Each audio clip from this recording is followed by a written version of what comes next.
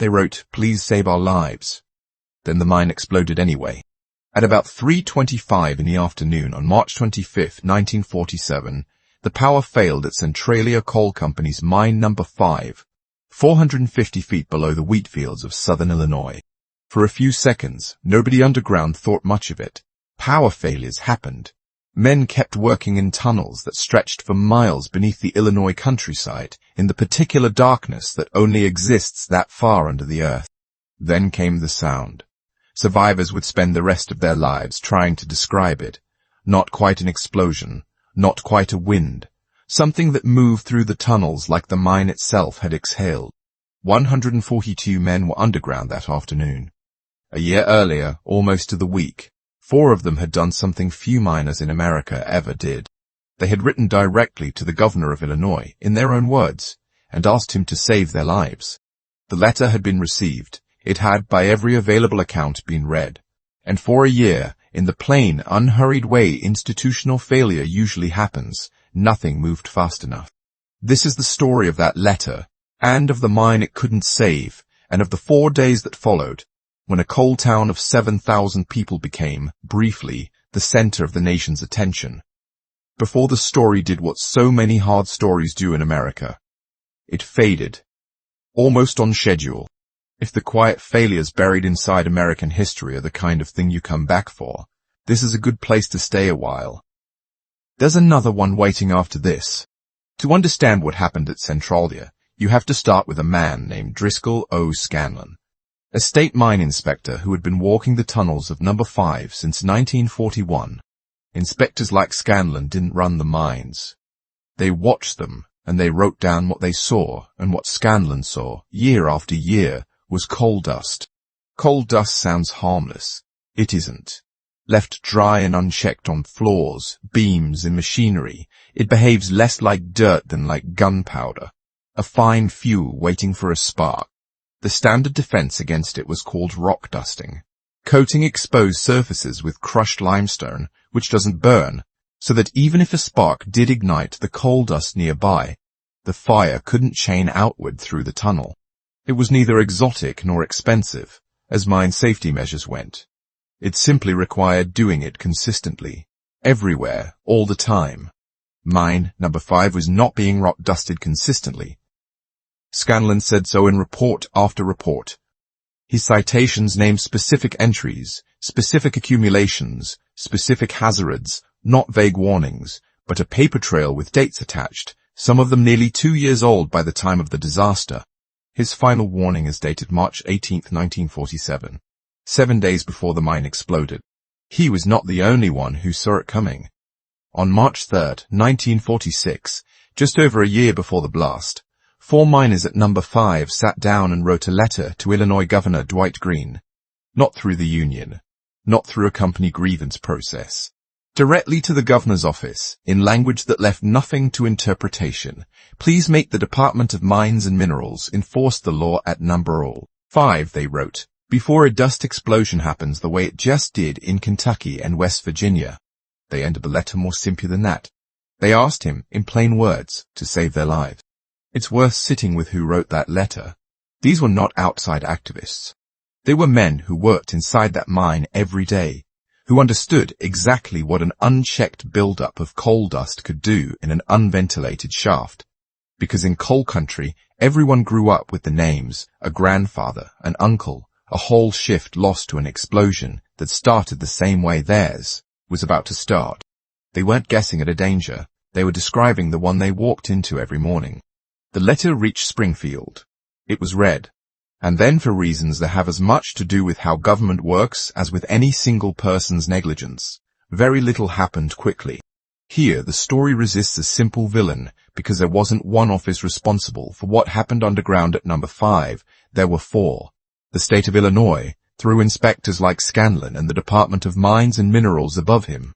The federal government through the Bureau of Mines, part of the Department of the Interior. The Centralia Coal Company itself, owned by Bell and Zoller of Chicago under company president Homer F. McDonald, and the United Mine Workers of America, which represented the men but had no legal power to shut the mine down itself. 4 sets of hands on the same rope, and none of them pulling hard enough.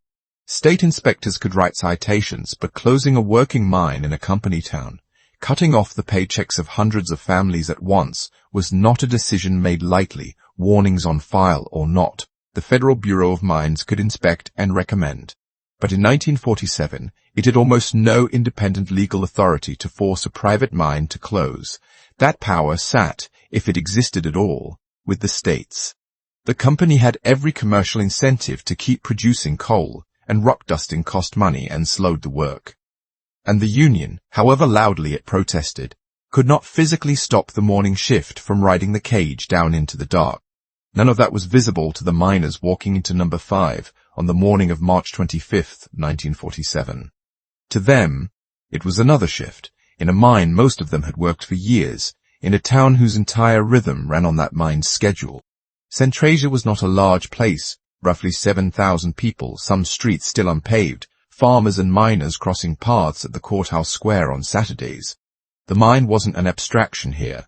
It was the reason half the men in town came home each evening covered in the same black dust, the reason the Lions Club and the churches and the corner stores all quietly ran on the same schedule the mine did. 142 of those men rode the cage down that morning. Somewhere in a file between the mine office and the state capitol, a warning dated exactly 1 week earlier was still sitting, unresolved. By mid-afternoon, that file would no longer matter to most of them in any way that could help. If you're the kind of person who wants the next forgotten story delivered the moment it's ready, this is a good moment to subscribe. The record on Centralia gets harder to look away from here. The explosion, when it came, did not kill everyone underground at once, and that detail shapes everything that follows. Investigators later concluded the most likely cause was a blasting shot, probably underburdened or improperly placed, that ignited coal dust which had been allowed to accumulate for months in exactly the pattern Scanlon had been documenting. Survivors described a rush of pressure and dust that seemed to move through the tunnels for something like 5 minutes, though in an experience like that, time stops behaving the way it normally does. Of the 142 men below ground, 65 were killed directly by the blast and the fire that followed. 45 more died afterward, not from the explosion itself, but from afterdamp, the oxygen-starved, toxic gas that fills a mine's tunnels once fire has consumed the breathable air. Men who survived the initial blast, some of them only injured, found themselves trapped in passages that slowly filled with air their bodies couldn't use. Only 31 miners made it out under their own power. Most of them men who had been working close enough to the main shaft to reach the elevator cars before the gas caught up with them. 8 more were pulled out alive in the earliest rescue efforts. One of those 8 later died from the effects of the afterdamp he had already breathed before rescuers reached him. Investigators would later learn something that makes the ordinary cruelty of the day even sharper. For many of the men who died, the shift had already ended. They were on their way to the elevators, walking out when the blast came. In the hours after, some of the trapped men did what men in that situation had done in other mine disasters before them. They wrote, notes scrawled in the dark on scraps of paper, meant for people who might never read them in time. One man wrote to his wife that it looked like the end for him, and told her she was the sweetest wife in the world, and asked her to say goodbye to their son for him. Another left instructions for 2 boys to be good, to mind their father. A third kept adding lines at intervals as the air changed around him, noting who was still moving, who had gone quiet, asking someone to tell a person he forgave her. One man, in what may be the single most devastating sentence to survive the disaster, asked his wife to name their unborn child Joe, so that she would have a Joe again. Some of those notes were found weeks or months later in coat pockets, on the bodies of men who had sealed themselves off from the fire and waited, together, for air that never came back. On the surface, word reached town almost as fast as the blast reached the shaft. In a place where half the families had someone underground, that kind of news doesn't travel through official channels. It travels by instincts. A neighbor running down the street, a wife who somehow knows, before anyone tells her, that today is different. By evening, a crowd had gathered at the mine gate that would not fully disperse for 4 days. Rescue crews faced an almost impossible problem in those first hours. The same gas that had killed 45 men made it dangerous for rescuers to go down after them. Afterdamp doesn't clear on its own, and pushing a team into it recklessly risked turning one disaster into two. Progress that first night was measured in feet, not in men recovered. On the surface, something else was forming. The part of this story the photographs from that week still capture with an eeriness that hasn't faded in nearly 80 years. Women waiting at the mine gate. Soldiers from the nearby Scott Field Army Air Base helping carry the first bodies out. The Red Cross, mobilized within hours through the local Lions Club, setting up canteen and first aid services in the neighboring town of Womack to handle a volume of grief and exhaustion no town that size expects to face in a single week. This wasn't a rescue that resolved in an afternoon. It became a vigil. A slow, day-by-day accounting of the dead that stretched across nearly 4 full days. Families returning to the same fence line each morning to learn whether today would bring their husband's name, their son's name, their father's name. One surviving photograph shows a woman being helped away from the gate on the 4th day. In the exact moment she has just learned her husband's body has finally been found. There's no need for staging in an image like that. The story is already there, in the posture of a woman who has spent 4 days not knowing, finally handed the specific, terrible certainty of knowing. And somewhere in the identification lists being read out at that gate were 3 names that meant something the crowd around them didn't yet know to look for. 3 of the 4 men who, a year earlier, had written to the governor asking him to save their lives. They had not been saved. The 4th signer of that letter was among the handful of men pulled out alive in the earliest hours of rescue, brought up within minutes of the blast, spared by nothing more than where he happened to be standing when the mine went dark. 3 men who put their fear into writing, addressed to the one office in the state with the authority to act on it, died in the same mine they had begged someone to fix. That did not stay confined to Centralia for long. Before the story leaves the mine gate for the front pages of the country, it's worth pausing on something the cameras of 1947 couldn't fully capture. What a week like this actually costs a town, long after the reporters pack up and leave. If you've ever lived somewhere that made the national news for a few days and then watched the country simply move on to the next thing, we'd like to hear what that felt like, and whether the place ever really got its footing back. These are exactly the kinds of conversations that make a channel like this worth building. Within days, Centralia was on front pages across the country. Not just in Illinois, not just in coal country, but in cities with no direct connection to mining at all. Wire services carried updates hour by hour as the death toll climbed toward its final count of 111, making it, by the federal government's own later accounting, the second worst American coal mining disaster since 1940. That number alone would have been enough to hold the country's attention for a few days. It wasn't only the number that kept it there. It was the paper trail. Because the warnings were already public record, and once reporters started asking questions, that record became almost impossible to look away from. Within days, journalists were writing about Scanlon's inspection reports. They were writing about the letter. 4 miners, 1 governor, 13 months, 1 line that newspapers across the country would print again and again. Please save our lives. What had been until March 25th, an obscure file sitting in a state office became, almost overnight, the central question of a national story. How does a government know, in writing, that a disaster is likely, and still fail to prevent it? The St. Louis Post-Dispatch, whose reporters arrived in Centralia within hours and stayed through the entire ordeal, would go on to win the Pulitzer Prize that year for its coverage. The kind of institutional recognition that tells you how seriously American journalism, at the time, understood what this story actually was. Radio broadcasts led with it. Editors held front pages for it. For those 4 days, the question of who had failed the men of Mine No. 5 was arguably the most closely watched story in the country.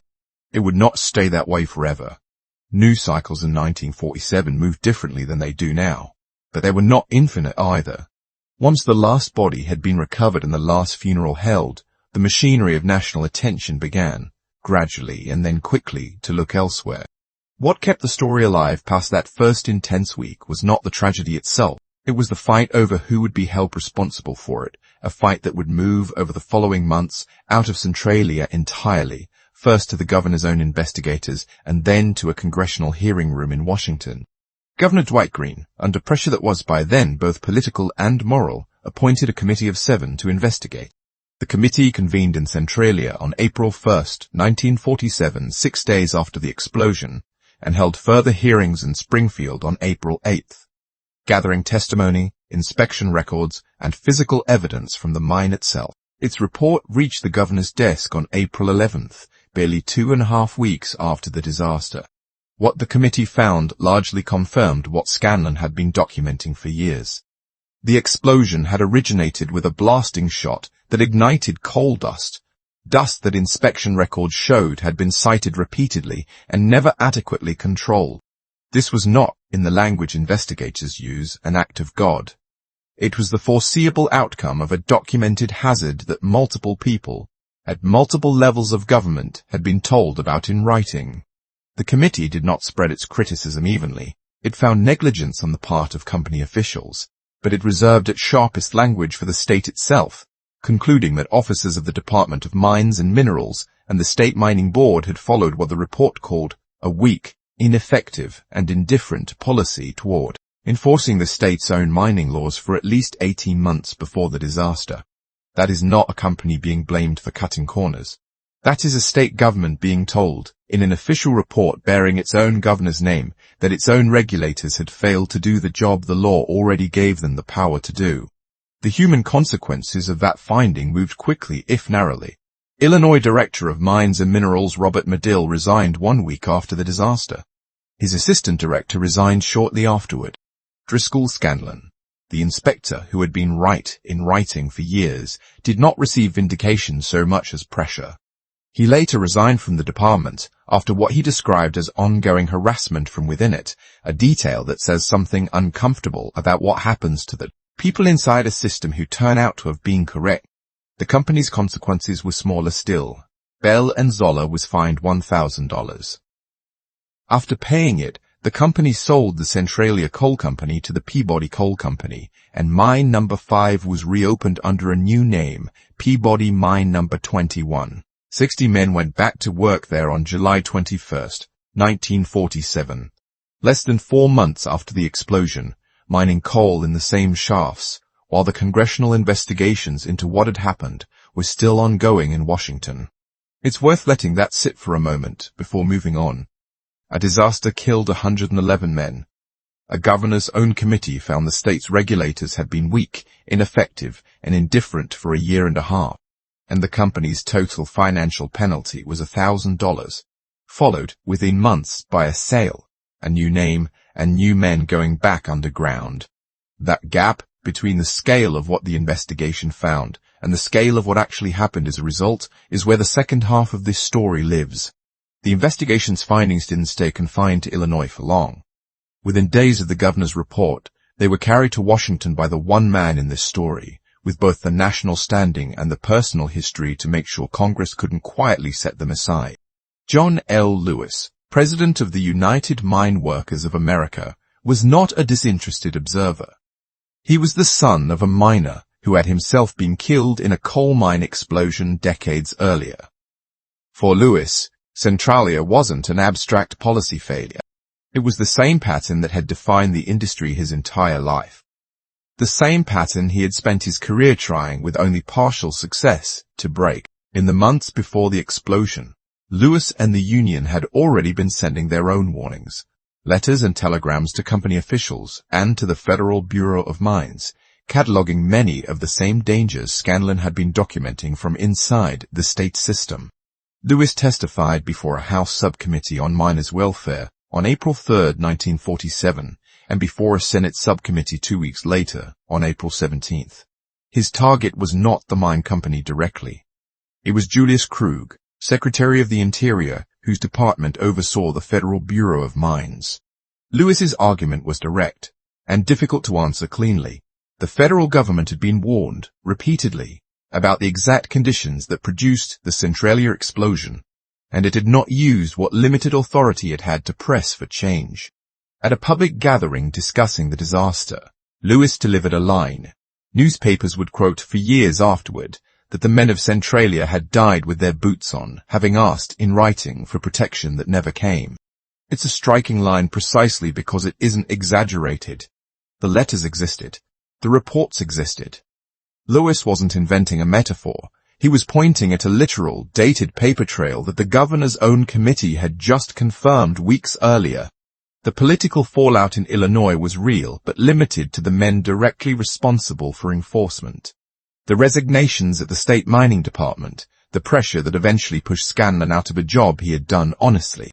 In Washington, the hearings became part of a slower, less satisfying kind of pressure. The pressure that eventually contributes to legislation, which is not the same thing as the pressure that produces an immediate reckoning. And here the story gives up one of its more uncomfortable truths, because the federal government's response to Centralia was neither as absent as it's sometimes remembered, nor as strong as the outrage of April 1947 might suggest it should have been. Federal mine inspectors had only gained the legal right to enter and inspect coal mines at all in 1941, 6 years before Centralia, a law that granted access but mandated no actual safety standards. In the aftermath of Centralia, Congress moved relatively fast by its own standards. Within months, it authorized the first federal safety code, specifically for bituminous coal and lignite mines. Federal inspectors could now formally notify a mine operator and the relevant state agency when they found a violation. That was, in a real sense, progress. It was also almost entirely symbolic. The 1947 code carried no enforcement provisions at all. No power to fine, no power to close a mine. Nothing but the ability to write down what inspectors found and pass the paperwork along. And the standard itself was written to expire after a single year. The gap the miner's letter had described in 1946, a system that could see danger clearly and still lacked the authority to stop it, was, in other words, still standing in 1947, even after Centralia. It would take another disaster to move it further. That disaster came 4 years later and less than 40 miles from Centralia. On December 21, 1951, an explosion at the Orient No. 2 mine near West Frankfort, Illinois, killed 119 miners, a death toll larger than Centralia's. The pattern was familiar enough that it barely needed restating: coal dust, inadequate enforcement, warnings that hadn't been enough. West Frankfort is what finally moved Congress towards something with teeth. The Federal Coal Mine Safety Act of 1952 gave the Bureau of Mines, for the first time, the power to issue formal violation notices and to order a mine emptied when conditions were judged an imminent danger. Real, if still limited, enforcement authority arriving 5 years after Centralia, and only after another town buried another 100+ men in almost the same way. Seen from this distance, the lesson of Centralia was not learned all at once, in the days when the country was watching. It was learned in installments, disaster by disaster, each one purchasing a little more legal authority for the people whose job it was to prevent the next one. That is a harder story to tell in a single triumphant sentence. It also happens to be the true one. If there's a single image that carried the human weight of Centralia past the investigations and the legislative back and forth, it wasn't a courtroom verdict. There barely was one. It was a song. Woody Guthrie, already known for turning American hardship into music, spent a single day, April 1, 1947, writing 3 songs about the disaster, published the following month in the folk magazine, People's Songs. One of them, The Dying Miner, imagines a trapped man's final words underground, saying goodbye to a wife, a mother, a father. In it, Guthrie does something the newspapers, for all their front-page coverage, hadn't quite done. He names. Among the men he sings about by name in the song's verses are miners who had been, weeks earlier, simply entries on a casualty list. A second song, Waiting at the Gate, is written from the perspective of a miner's son, watching for news that will not come in time. A third, sometimes called Talking Centralia, takes on the investigation itself. It's worth sitting with the fact that it was a folk song, and not a courtroom verdict, that did the most lasting work of keeping the human center of this story alive for anyone outside Illinois. The institutions that failed the miners of Centralia were, in the end, held only loosely accountable, a resignation here, a fine there, a mine sold and renamed and reopened within months. A songwriter, working in a completely different register, made sure that at least some of their names wouldn't simply dissolve into a statistic. Later that year, the artist George Schreiber created a lithograph of the aftermath, widows and children reaching toward a list of names nailed to a tree, and gave it a title that could stand in for the entire story, The List. By August of 1947, less than 5 months after the explosion, the news cycle that had once made Centralia the most closely watched story in the country had moved on almost entirely. This is, in its own way, the quieter half of this tragedy, harder to point to than the first, but just as real. For a handful of days, the entire country had been forced to reckon with a specific, documented, preventable failure. Reporters had asked hard questions. A cabinet secretary had been named directly in congressional testimony. And then, the way national stories tend to do, it receded, not because the underlying problem had been solved, but because national attention, as a resource, is finite, and something else eventually claimed it. What Centralia left behind was real, even where it wasn't as visible as a front-page headline. It became part of the accumulating pressure, alongside West Frankfurt 4 years later, that eventually pushed federal law from a right of entry to a toothless code to genuine, still limited enforcement power. The gap that let Scanlon's warning sit unresolved for years, that let a letter reading "Please save our lives" go unanswered for 13 months, was precisely the gap that later reformers pointed to when they argued the federal government needed not just the power to inspect a mine, but the power to close one. In that sense, the 4 men who wrote that letter and the 111 who never got the chance to write anything at all did not die for nothing.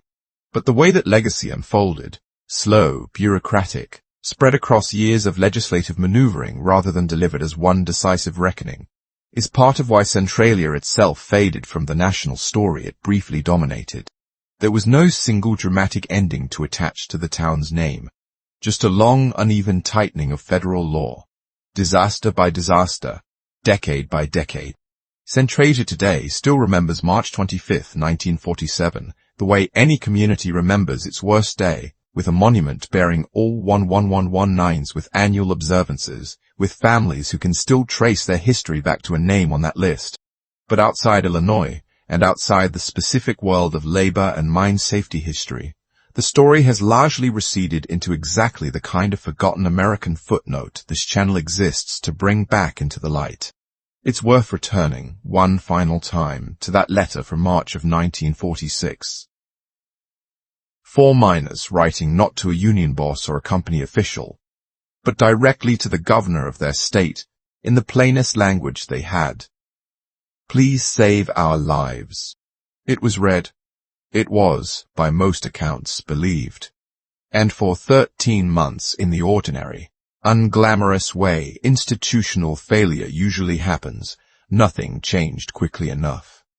3 of the 4 men who wrote those words were still underground when the mine went dark for good. For 4 days in the spring of 1947, the entire country stopped to ask why that letter hadn't been enough. Then it stopped asking. The miners of Centralia No. 5 never had that luxury. Neither, in the end, should we.